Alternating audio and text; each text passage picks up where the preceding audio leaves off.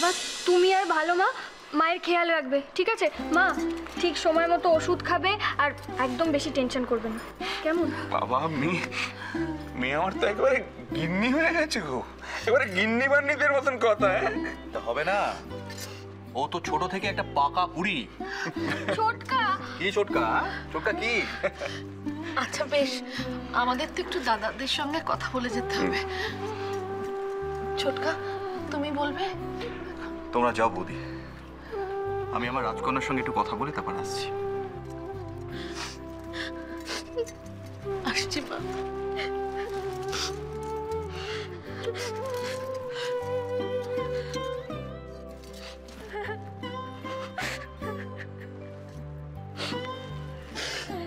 আমাকে ফোন করবে কিন্তু। করবো করবো।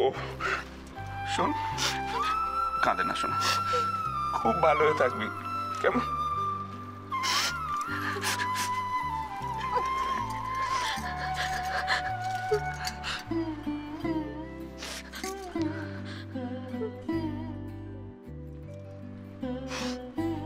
রাজকন্যা, আমি জানি তুমি তুমি খুব ভালো মেয়ে, কিন্তু এ বাড়িতে তোমাকে আরো ভালো হয়ে থাকতে হবে, মনে থাকবে? তুমি তুমি কিন্তু মাঝে মাঝে ছুটি নিয়ে আমার সাথে দেখা করতে আসবে, ঠিক আছে? আমার আর ছুটি রাজকন্যা, দেখি আবার কবে দেখা হয় তোমার সঙ্গে। দেখ দিদি ভাই, বাবার কথা আমি জানি না, তবে আমি কিন্তু মাঝে মাঝে এই বাড়িতে আসব। তুই কিন্তু আমাকে আটকাতে পারবি না। আচ্ছা ঠিক আছে, আসিস। আসি তাহলে। খুব ভালো থাকো, খুব ভালো থাকো। সৃজিত, হায় হায়। চল দিদি ভাই।